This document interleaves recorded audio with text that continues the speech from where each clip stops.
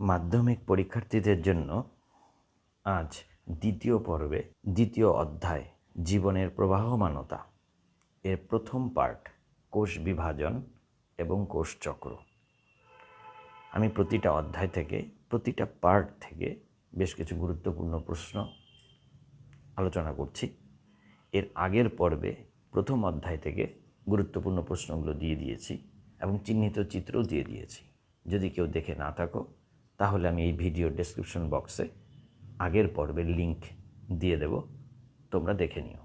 আর এই পর্বের প্রশ্নগুলো এখন নোট করে নাও।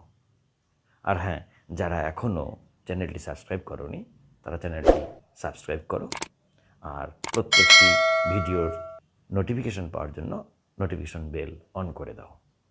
আর তোমার বন্ধুবান্ধবীদের ভিডিও লিঙ্কটি শেয়ার করে দিও। কেমন? এখন প্রশ্নগুলো নোট করে নাও যাতে তুমি সকল প্রশ্নগুলো খুব ভালো করে তৈরি করে নিতে পারো। কেমন? প্রথমেই বলছি সংক্ষিপ্ত উত্তর ভিত্তিক প্রশ্ন। প্রতি প্রশ্নের মান 2। এটি কোষ বিভাজন ও কোষ চক্রের পাঠ থেকে। আমি প্রতিটি প্রশ্ন খুব ভালো করে আলোচনা করছি, বুঝে নিয়ে তৈরি করে নেবে। কোষ চক্রের দশাগুলি একটি সারণী বা ছকের সাহায্যে দেখাও। কোষ চক্রের গুরুত্ব লেখো। মিওসিসকে হ্রাস বিভাজন বলে কেন? মিওসিস কোষ বিভাজনের সময় ক্রোমোজোম সংখ্যা হ্রাস ও ক্রোমাটিডের মধ্যে খণ্ড বিনিময় ঘটে। এ ঘটনা দুটির তাৎপর্য কী কী তা বিশ্লেষণ করো। প্রদত্ত বৈশিষ্ট্যের ভিত্তিতে মাইটোসিস কোষ বিভাজনের ক্যারিওকাইনেসিস দশাগুলি শনাক্ত করো। প্রথম বিষয়টা ক্রোমোজোমগুলির কোষের বিষুব অঞ্চল বরাবর অবস্থান ও নির্দিষ্ট নিয়মে সজ্জা, বেমতন্তুর বিলুপ্তি, নিউক্লিয় পর্দা ও নিউক্লিওলাসের বিলুপ্তি, অপত্য ক্রোমোজোমের কোষের বিপরীত মেরুতে গমন। নেক্সট প্রশ্ন, প্রদত্ত বৈশিষ্ট্যের ভিত্তিতে মানুষের অটোজোম ও সেক্স ক্রোমোজোমের পার্থক্য লেখো। প্রকৃতি আর সংখ্যা। নেক্সট প্রশ্ন, প্রোফেজ এবং টেলোফেজের ক্ষেত্রে বিপরীতধর্মী পরিবর্তন ঘটে। এরূপ দুটি বিপরীতধর্মী পরিবর্তন লেখো। নেক্সট কোশ্চেন, ক্রোমোজোমের প্রধান রাসায়নিক উপাদানগুলি কী কী? নেক্সট, অ্যামাইটোসিসকে সরল ও প্রত্যক্ষ কোষ বিভাজন বলে কেন? নেক্সট, মাইটোসিসকে সদৃশ বিভাজন বা সমবিভাজন বলে কেন? নেক্সট, উদ্ভিদ ও প্রাণী কোষের সাইটোকাইনেসিসের পার্থক্য লেখো। এখন এই কোষ ও কোষ বিভাজন থেকে দীর্ঘ উত্তরধর্মী প্রশ্ন, অর্থাৎ যে সকল প্রশ্নের মান 5। প্রথম প্রশ্ন, প্রাণী কোষের মাইটোসিস কোষ বিভাজনের অ্যানাফেজ দশার পরিচ্ছন্ন চিত্র অঙ্কন করে প্রদত্ত অংশগুলি চিহ্নিত করো। মেরু অঞ্চল, বেমতন্তু, ক্রোমাটিড, সেন্ট্রোমিয়ার। নেক্সট, একটি ইউক্যারিওটিক ক্রোমোজোমের অঙ্গসংস্থানিক চিত্র অঙ্কন করে নিম্নলিখিত অংশগুলি চিহ্নিত করো। Chromatid, centromere, nucleolar organizer region, telomere. Next, chromosome, DNA ও জিনের মধ্যে আন্তঃসম্পর্ক কী উল্লেখ করো। নেক্সট, ইউক্রোমাটিন ও হেটারোক্রোমাটিনের মধ্যে প্রদত্ত দুটি বিষয় পার্থক্য লেখো। কুণ্ডলী আর সক্রিয়তা। নেক্সট, কোনো জীবের জন্য প্রজনন গুরুত্বপূর্ণ কেন? মিওসিস বৈশিষ্ট্যগতভাবে মাইটোসিস থেকে পৃথক। তুমি কিভাবে বক্তব্যটির যথার্থতা প্রমাণ করবে? নেক্সট, মাইটোসিস কোষ বিভাজনের মেটাফেজ ও অ্যানাফেজ দশার বৈশিষ্ট্যগুলি লেখো। প্রাণী কোষের মাইটোসিস বিভাজনের সাইটোকাইনেসিসের চিত্র আঁকো ও নিম্নলিখিত অংশগুলি চিহ্নিত করো। কোষপাত, সেন্ট্রোজোম, সাইটোপ্লাজম, কোষপর্দার খাঁজ, অপত্য নিউক্লিয়াস। নেক্সট, সেন্ট্রোমিয়ারের অবস্থান অনুযায়ী ক্রোমোজোম কত প্রকার ও কী কী?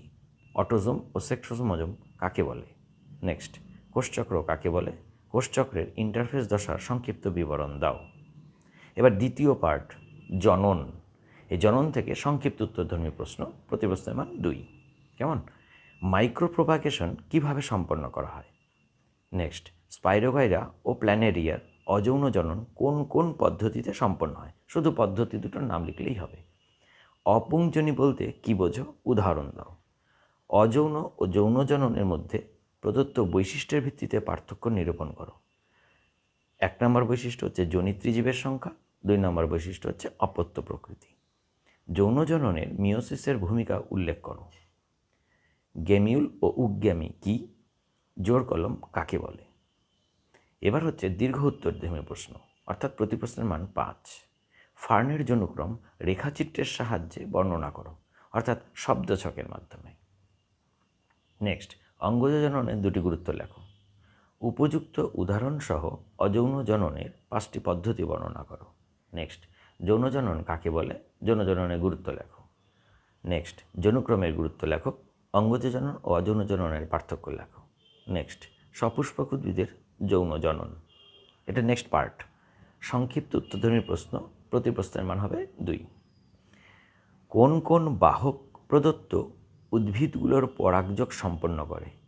ধান, পাতাঝাজি, শিমুল আর আম। নেক্সট, দ্বিনিষেক কাকে বলে? নেক্সট, স্বপরাগযোগ ও ইতর পরাগযোগের পার্থক্য লেখো।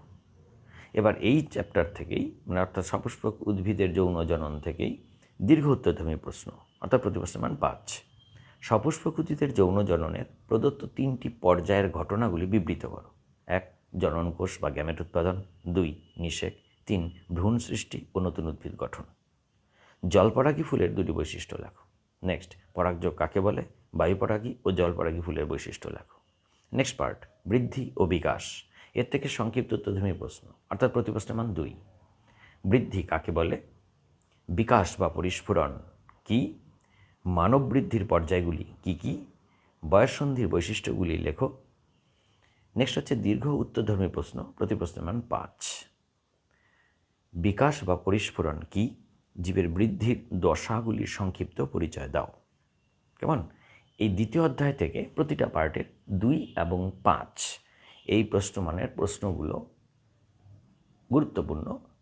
তোমরা সবাই খুব ভালো করে প্রশ্নগুলোর উত্তর খাতাতে গুছিয়ে তৈরি করে উত্তর করে নাও, কারণ সবগুলো প্রশ্নের উত্তর তুমি বইতে সঠিকভাবে পাবে না, তাই জন্য তোমাকে তৈরি করে নিয়ে তৈরি হতে হবে। সামনে মাধ্যমিক পরীক্ষা, যদিও মাধ্যমিক পরীক্ষা মার্চে হবে না জুনে হবে, এই নিয়ে একটা দ্বন্দ্ব চলছে। যাই হোক, হবে তো বটেই, সেই জন্য তোমাকে প্রস্তুত থাকতে হবে এবং তুমি এই জন্য তৈরি হয়ে নাও। আমি আবার নেক্সট ভিডিওতে নেক্সট চ্যাপ্টার থেকে আবার আসছি কিছু সাজেশন বা গুরুত্বপূর্ণ প্রশ্ন নিয়ে তোমার সাথে আলোচনা করতে। কেমন?